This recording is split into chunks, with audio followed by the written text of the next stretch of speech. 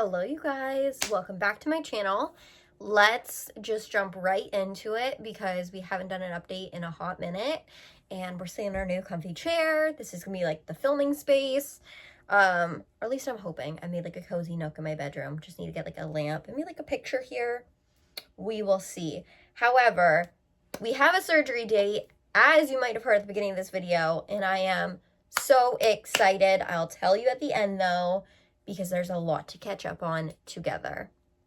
Okay, my face looks very like glowy right now, and we're just going to go with it because it's October 3rd and it's 24 degrees outside. I'm Canadian, if you do not know that already, and we are feeling good.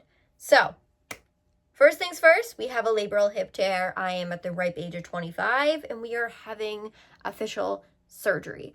I'm going to go into that after I talk about my injection, because that's where I think we left off last time, was the fact that I was getting my second injection. So, my second injection, it was a cortisone injection and it hurt like a bitch. Sorry if you don't like swearing, but I'm going to be real honest with you guys. This experience has been hell. I've been in chronic pain now for 10 months. And a labral hip tear is not something to joke about. It is really serious. There is a lot of high risks that go into the surgery, and they are cutting through 28 muscles. And when I had this very long, I'm not joking, very long needle shoved into my hip, it went through 4 layers of skin into the joint capsule itself. And I will insert the pictures. I will share the bruise here. Let's get into it right away. I did not want to get a second cortisone injection, but we needed it for diagnostic purposes to make sure that the pain was coming from my labral tear, my labral hip tear. Labrum is what is torn. So we needed to do it because I was in the gray zone of what my old surgeon told me, because my first injection did not work. Fun fact, I've been told opposite things 100 times, so I don't even know what to believe to make sure that it works. However, I guess it technically worked to one surgeon, to the other surgeon it did not work. I don't really know, but we're having surgery. So I'm very excited about surgery, but I'm also like, I'm going to get into like my actual feelings of surgery and tell you what I have not told anyone besides one person, my actual thoughts behind it. So, we go in for this injection, and of course I didn't want to do it. I had to pick up the steroid myself at the pharmacy, so I will insert that picture of this little liquid that's being shoved into my hip. I was stabbed 5 times, so it was not comfortable. I go in there, all the doctors are like, the doctor there, the nurse there, they were amazing and had great bedside manners because, y'all, I was naked. I was fucking naked for this injection. And so many doctors and nurses, ultrasound techs, the MRI person have seen me naked at this point. Obviously with like a gown sort of on, but like if we're talking about my labral tear, feel your joints right now. Do you feel how close they are to your bits? Like, we are close proximity. If I've thought 40 people in the labor and delivery room was a lot, no. We are up and personal with my lady bits. So it's such an interesting journey. I'm laying there on this table. They give me a heated blanket, which was nice until I started sweating my ass off, giving myself major back pain, basically convulsing on the table because I have this big x-ray. I'll insert that picture too. This big x-ray machine around me. So we're constantly giving flashes of x-rays. And this guy is trying to predict where he's shoveling in the needle. So he's like trying to take more x-ray pictures. Anyways, there is freezing. So they freeze the top layer of the skin. The freezing doesn't really do shit to me. And I have a really, really high pain tolerance. If you've ever had a labral hip tear, I only know this from like YouTube videos, the pain, people will say like I complain all the time about it, and I've been really trying to like filter myself and not. But when I tell you I complain a lot, is because I'm in chronic pain. I don't know what it's like to not be in pain anymore. Nothing touches the pain. Everything makes it worse. Nothing really makes it better. So, yeah. Anyways, he put in the freezing needle, did that. We waited a couple minutes, and then he went in with the cortisone needle dug around. And when I tell you dug around, I mean my mom came in the room with me. She was behind the wall, and she had to sit down because watching a needle get just quite literally inside your hip socket joint. Literally, here's your thigh bone, here's your whole like pelvic hip structure bonage. This is the labral hip, like this is the labrum, which is this cute little fabric part that cushions the bone and helps your hips move in the joint, and there's a tear in it. So he's digging around, and I mean, I'm screaming bloody murder. I'm surprised that y'all didn't even hear me because I was screaming so loudly. And then he's like, does this hurt? Does this hurt? Does this feel like more pressure? And I'm just like, it all hurts. Anyways, so at one point there was another needle that went in because I just remember like seeing them all and then like feeling more and like things going on. He took that needle out because he's like, I have to stop so we can adjust you because you're kind of moving a lot. I'm like, no shit. And this whole time, like, I'm remaining pretty professional and I'm like remaining like pretty well maintained. However, the nurse, she was amazing. I will say that she was truly amazing. But at one point I had PTSD because when I was in labor with Leslie, I had nonstop contractions for an hour. I went from 4 centimeters to 8 centimeters in an hour. And nonstop contractions. And I had a nurse right here in my face telling me, breathe, breathe. So when that nurse during my hip injection was telling me to breathe, take a deep breath, I was like, so I literally said, I was like, respectfully, stop telling me to breathe. And she did. She talked to me about other stuff, which kind of helped. So he took it out. He did more freezing. He stuck the needle back in and he put in the injection and my entire leg kind of went numb. It was the oddest sensation. My face was pitch red. It was terrible. Anyways, I went home. My leg literally fell asleep and completely numb on the car ride home. So that was so joyous. Got home. I actually took a nap, which I don't know if it was because I was not in pain or because I was exhausted. But I didn't really have pain till that afternoon when I was like, ooh, the skin from, being stabbed 5 times kind of hurts. Anyways, going off of the fact that I was able to take a nap and rest meant the injection worked. Now, going off my first injection, I felt no pain for 21 days. So my current surgeon that is doing my labral hip tear surgery said that because that first one actually took away the pain, the likelihood is that it is more or less a labral hip tear. He was looking at my MRIs. We think it's like maybe 1 millimeter of a tear. We have the cyst beside it, but like we are not 100% sure, and he's not 100% sure what's going on until he goes inside the joint. So we're walking into the surgery blind as a bat. Take that in, blind as a bat. Which is like, it's nerve-wracking, right? My hips are uneven, like visually uneven. Someone very close to me now, I was laying there and they were like, your hips are like not in line at all. And I was like, pardon?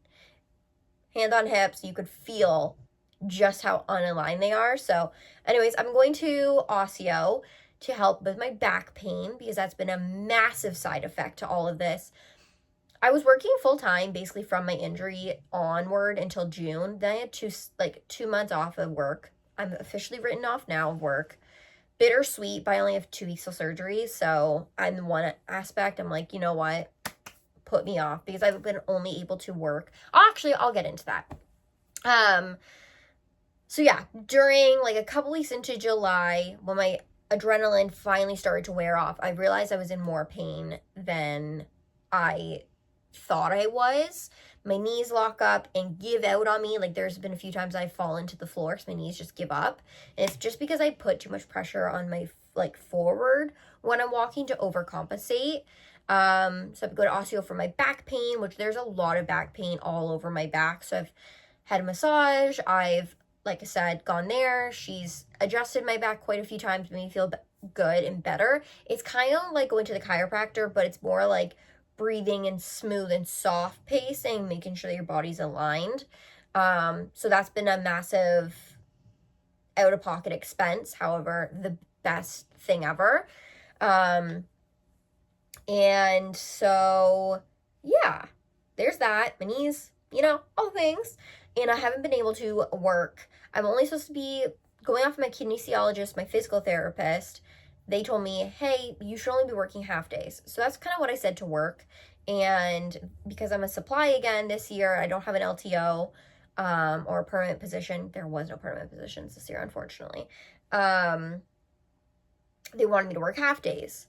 And half days are not really a thing. And when you have the name Miss Santa and you are, not to toot my own horn, but I'm pretty confident, like I am really, really amazing at my job.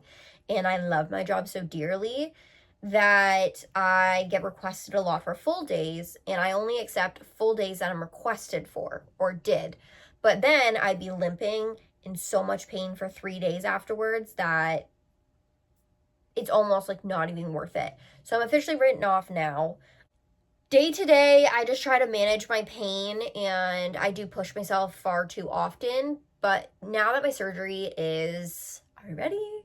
October 16th. 3 days after Leslie turns 9 years old, which I can't even believe it. I have a 9-year-old. It's been a decade in this world of all the things.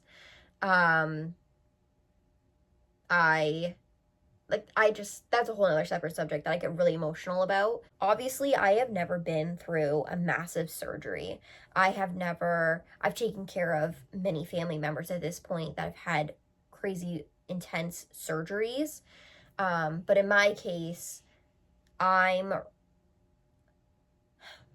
going to be transparent because I've been also going to a lot of therapy and doing a lot of journaling and a lot of self-growth during this journey.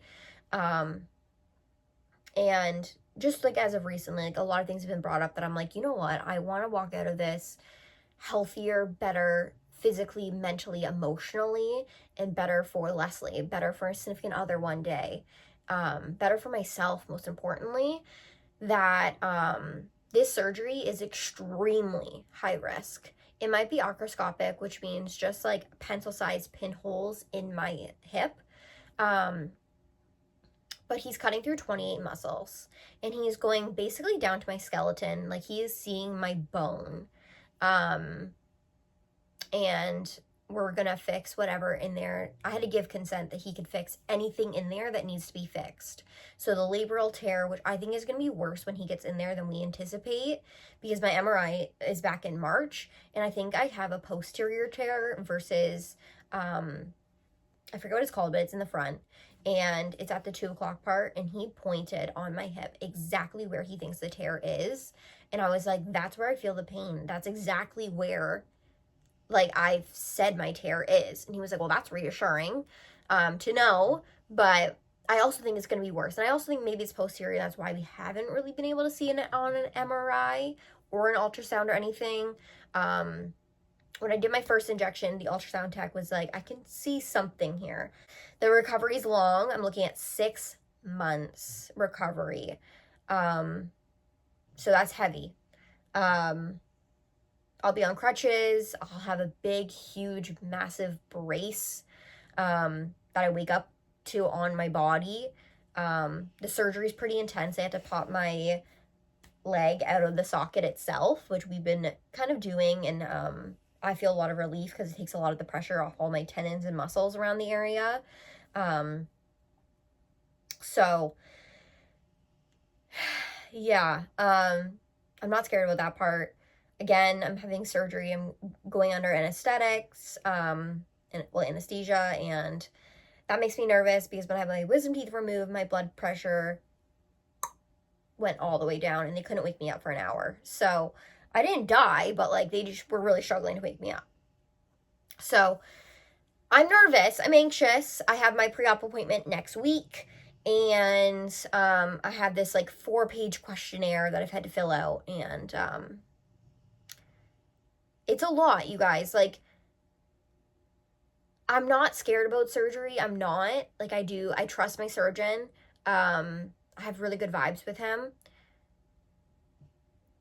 I'm almost, because I think it's going to be worse when he goes in there, I'm expecting to wake up and hearing some crazy news.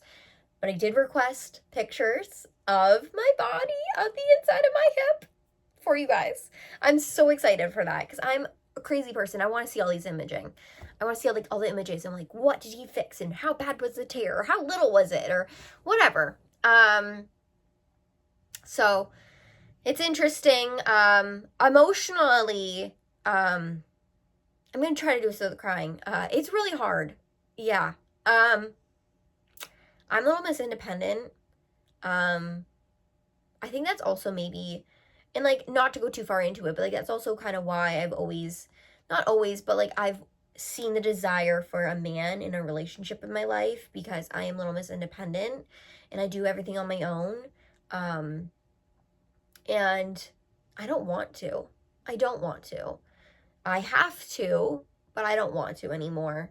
I want to be able to share my life with someone and share the exciting things and them to be my first call. So during this journey of recovering, it's hard to also rely on people and know that I might get disappointed. And as someone that's always there for people, it is really hard to, and I have a great support system, I do, and I think it's going to work out. At least I'm manifesting that it will. But to be constantly there for people and kind of, I'm not there for people to get things in return. However, when I need somebody, no one's there. And that's really hard. So having to rely on people and trust in people's words is going to be hard. And just to have to sit and do nothing and just rest, because that will be my sole job, is going to be very hard as well. I don't know how to sit and rest.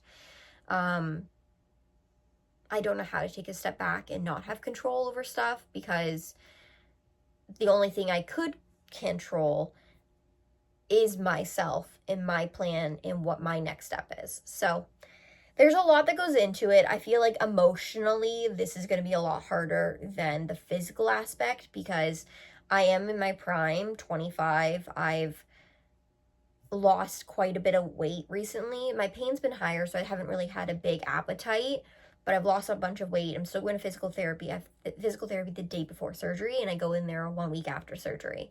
So I'm building the strength, and I'm doing everything possible, including my upper body strength, so that I can help myself more, to have a better outcome. And I'm really hoping that recovery is not going to be as bad as I am anticipating and preparing my family for. But I don't know. It is my right leg, so I won't be able to drive, so that's a lot of my independence gone. It's hard, and I feel like I'm nesting almost. Like, I got a chair for my room, so I have somewhere else to sit on. I'm constantly cleaning. I'm organizing to prepare for this, but I don't think there's anything I really can do, and I kind of feel very alone in this, which is weird to say, because people can listen to me complain and complain about hip pain and prepare and hear about like all the obstacles WSIB has given me, and having to keep proving and advocating for myself throughout this journey. But I do feel very alone and very isolated in that.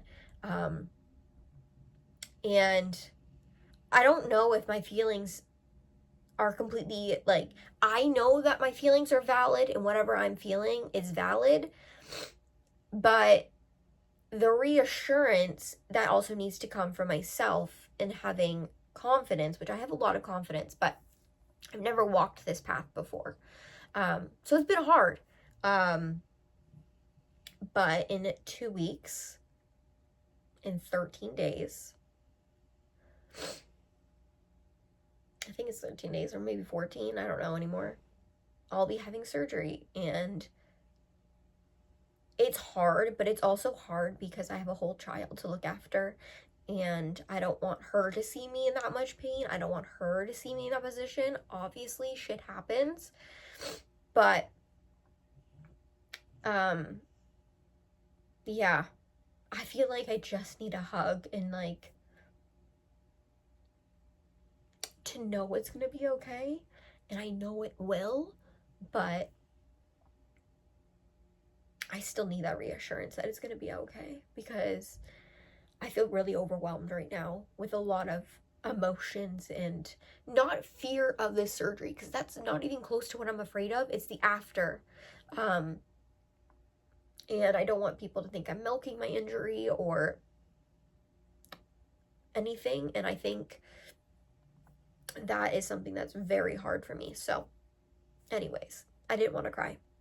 And I haven't really actually shared this side or these emotions. So it's been hard, but we're having surgery, and oh boy, that is a massive positive. And at the end of the day, that's what I need to heal a labral tear, because it does not heal on its own. So anyways, it's gonna be okay. Anyways, if you guys got this far, comment a sunshine. Be my little race of sunshine at this point. I love y'all, and I appreciate you guys sticking around for the journey and hearing my complaining. I love you guys. Bye.